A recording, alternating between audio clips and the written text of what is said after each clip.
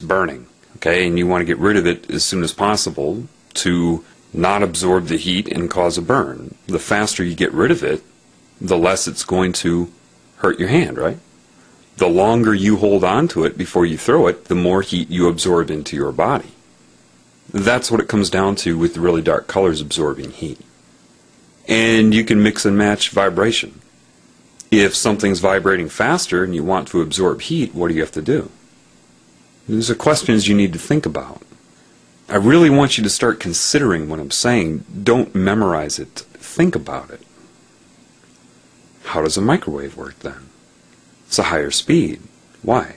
Because it's hitting you, it's bombarding you more, and so you can't reflect it. You're forced to absorb it based upon your vibration.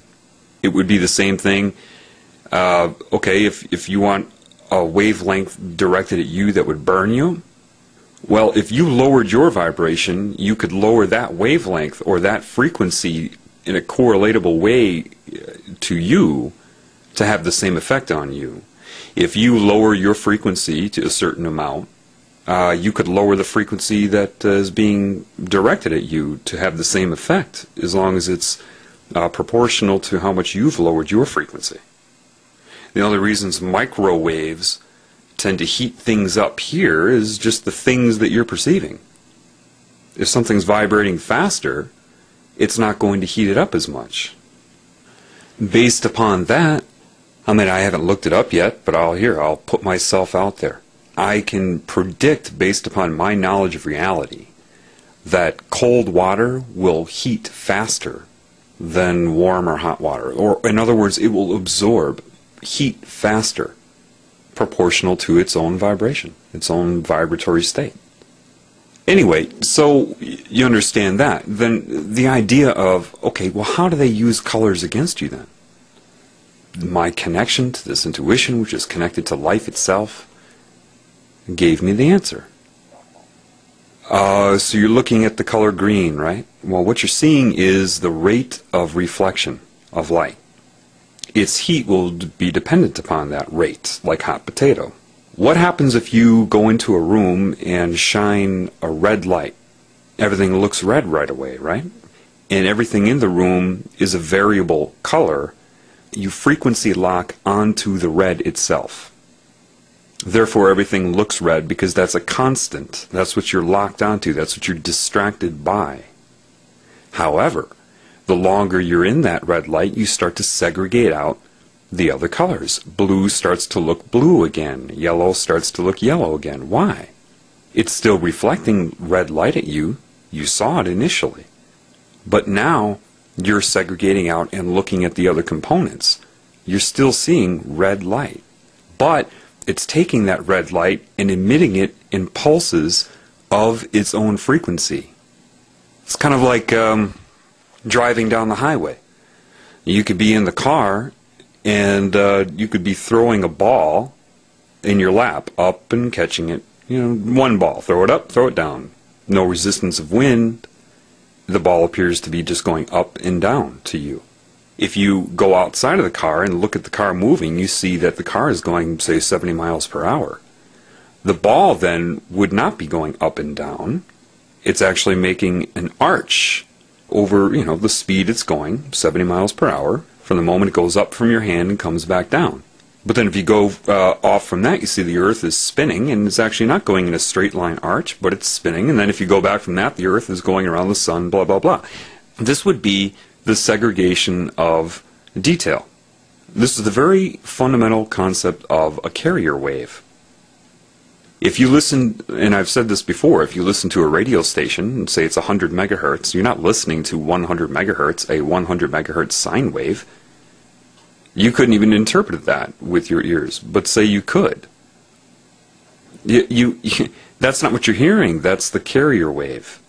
And embedded upon that is the audiogram of the music. Well, when you're sitting in a room where you're shining a red light bulb, when you start to notice all the other colors again, if you put on those amber vision, you know, it's a different thing, but if you put on, you know, yellow tinted sunglasses, after a while you start to see color again. Okay, so if you're looking at a blue color with red light coming off of it and you start to perceive it as blue, what's happening there? Blue is now the carrier wave for red light. It's red light in its own pulse, but it's being, like the tennis racket, you know, it's being emitted at the frequency of existence as the color of blue. Blue is the carrier wave. So now you can start to understand something, because you've seen this your whole life, but you haven't been putting it together, right? The information has been available to you, but you haven't connected to you. So you just have ignored it, right? We all have. But the people running the planet have not. So you can start to imagine now the usage of color. If you understand this very basic principle, that if I shine a blue light onto a red object, at first it appears to be blue, because you're getting both. It's what your brain is decoding. So with television, if they get you focused on the moving images, the macro picture, that which is embedded upon the light emitted at you is a secondary source of information. But they've got you looking at all the distracting things on TV, so your brain is not decoding the stuff embedded upon the light coming off the TV. You're looking at the picture. This is identical to what's going on when you shine a blue light onto a red object and you see the object as red. They alter your brain waves with television through frequency so that you don't decode as readily or notice that as readily because you're too distracted. All the manipulation, a lot of it's based upon this principle: what you can see, what you can't see, what can be hidden from you. And now you start to understand that if you don't have this knowledge, then if somebody tells you that the television is programming your mind, you laugh at that. And it's very basic, isn't it? You understand it now, don't you? I mean, to some degree, you feel like you understand it. Yeah, it's really not hard to understand, and that's where I want you to really pay attention. Pay attention to what is happening to your confidence level. What do I mean by that? You didn't know this before I told you, right? But you know it now. How long did it take you to have this open up in your mind? Are you a stupid person? Well, do you or do you not have a better understanding? In how short of a time has this been out of your whole life? Are you stupid? Or did someone just not explain it correctly to you? You're not stupid. If you understand the concept of what I'm saying, you don't need to memorize it. I'm not going to give you a test tomorrow on this. What I want you to do is understand it as I'm saying it.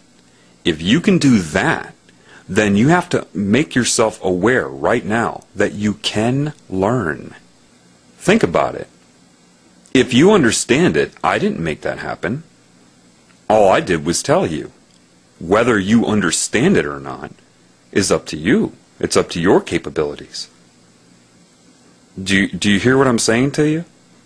So if you don't tell somebody the correct information to allow them to observe their own brain working throughout their entire life, or have it work in irrelevant, useless data sets, school, you disable that person.